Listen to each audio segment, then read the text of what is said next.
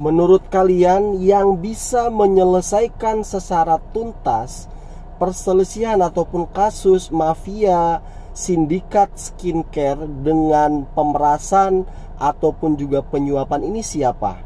Apakah polisi? Saya sih nggak yakin. Polisi itu kredibilitasnya di mata masyarakat anjlok banget. Polisi bisa nggak disuap? Bisa aja, ya kan, untuk memutus sesuatu kebijakan, untuk memutus satu hukum. Itu sudah rahasia umum, mereka bisa disuap. Atau BPOM yang berwenang mengawasi produk-produk skincare ini yang berbahaya atau tidak. Saya juga kurang yakin dengan BPOM di Indonesia, ya kan. Apakah mereka nggak bisa disuap? Aduh, sangat memungkinkan juga bisa, begitu loh. Lah, lantas siapa yang mampu menyelesaikan polemik mafia skincare beserta pemerasan dan penyuapan ini? Jawabannya sebenarnya sangat sederhana gitu loh, yaitu kalian, customer, konsumen, itu yang dapat menghentikan ini semua, begitu loh. Nah, dengan bagaimana? Dengan menjadi cerdas, begitu loh. Cobalah menjadi konsumen yang cerdas, bukan konsumen yang membebek, begitu loh. Yang ketika membeli sesuatu itu hanya berdasarkan tren, ya kan, begitu loh. Hanya berdasarkan siapa yang menjual ini populer atau enggak, ya kan, begitu. Kalian semuanya yang dilihat tuh topengnya. Para owner skincare, ketika mereka live, ketika mereka jualan terlihat cantik, terlihat glowing, ya kan. Kalian sadar nggak? Mereka pakai produknya sendiri apa enggak? Enggak, bos. Mereka juga tahu gitu loh, produk yang mereka pakai itu nggak bagus buat kulit mereka. Lah, yang punya aja nggak berani pakai, begitu loh. Pakai ketika live aja. Kalau hari-harinya mereka beli brand-brand yang sudah terkenal, yang sudah aman. Lah, kok kalian pakai, begitu loh. Nih, akar masalahnya ini, kalau ingin menghentikan ini semua, ada di kalian. Dengan cara apa? Gak usah beli. Udah cukup sampai di situ.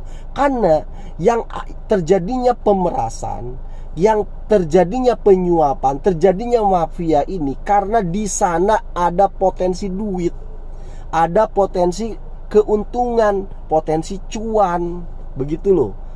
Karena di sana ada potensi dan ternyata potensinya itu besar, dengan cara membodohi kalian sebagai konsumen, ya kan.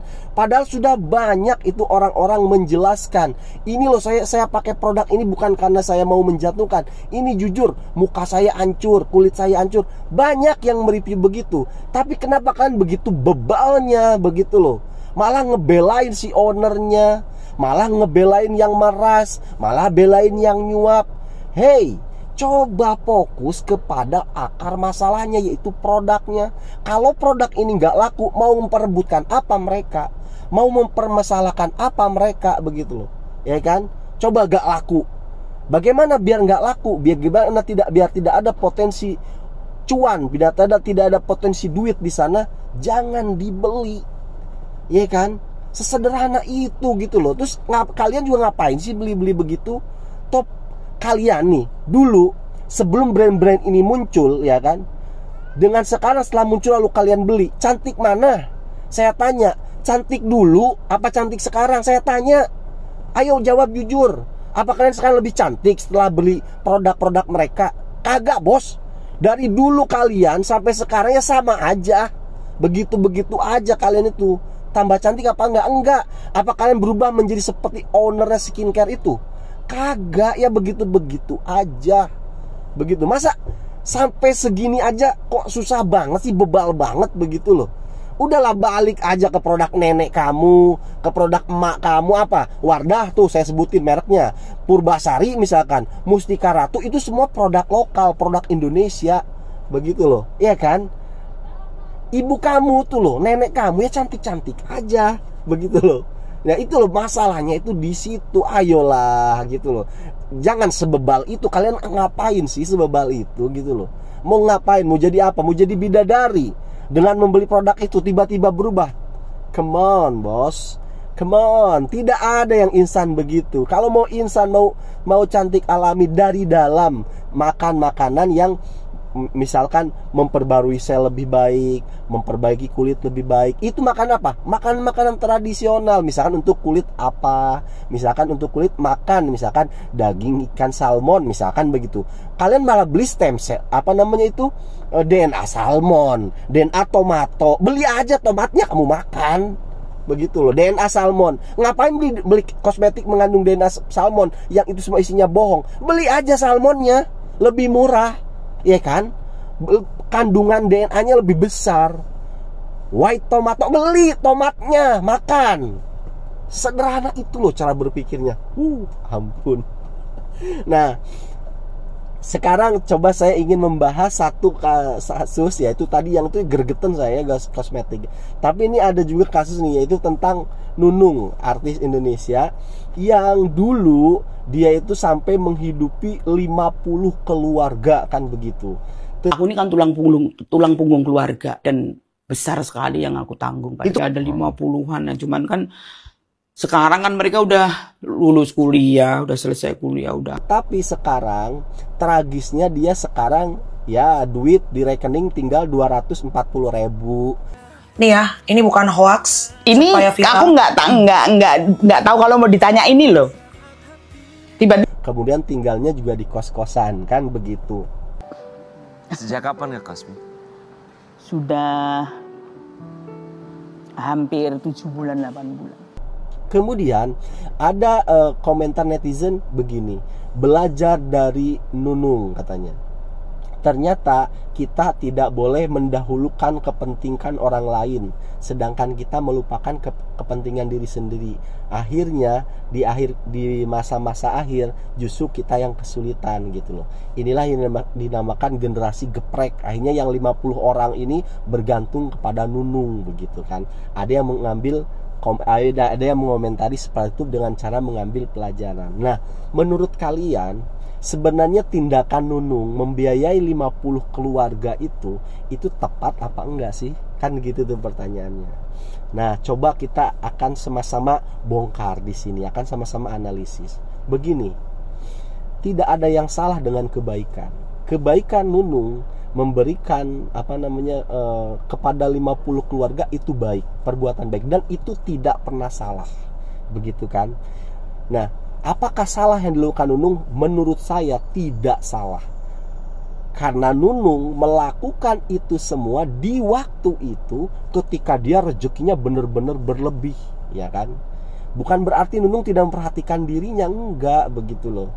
Wah, karena di masa itu sampai dia membiayai 50 keluarga dia itu waktu itu berlebih banget ya. Sampai dia tuh bingung, daripada seperti orang-orang dibeliin tas branded, dibeliin mobil mewah, mending dia sumbangin ke orang dengan cara membiayai begitu.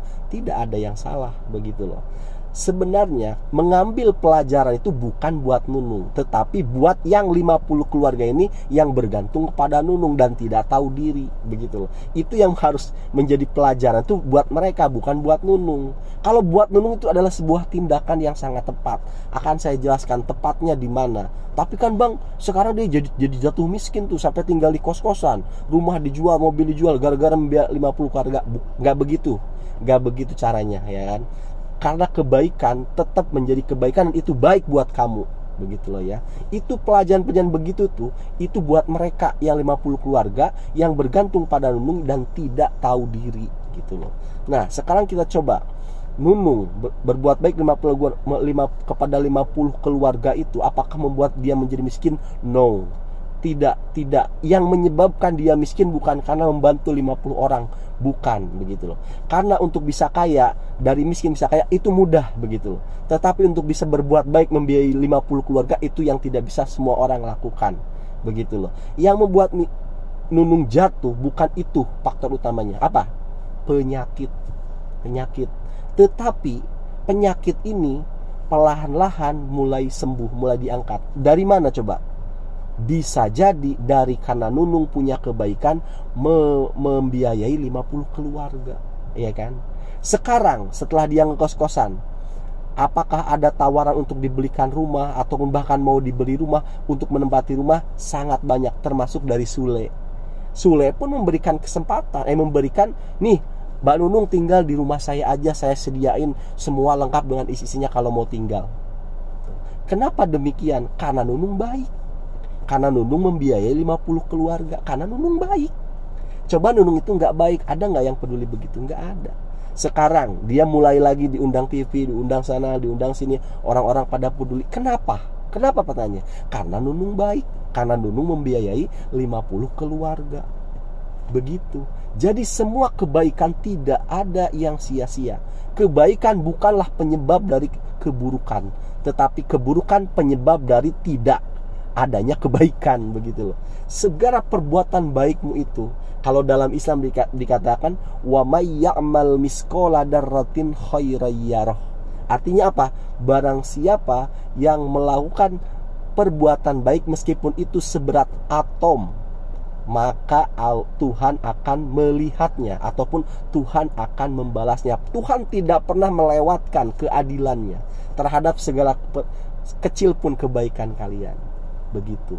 Jadi jangan sampai dengan kejadian Nunung ini akhirnya orang-orang menjadi enggan berbuat baik. No. Makanya saya bikin konten ini supaya meluruskan cara pandang kalian. Jangan sampai menyalahkan tindakan baiknya.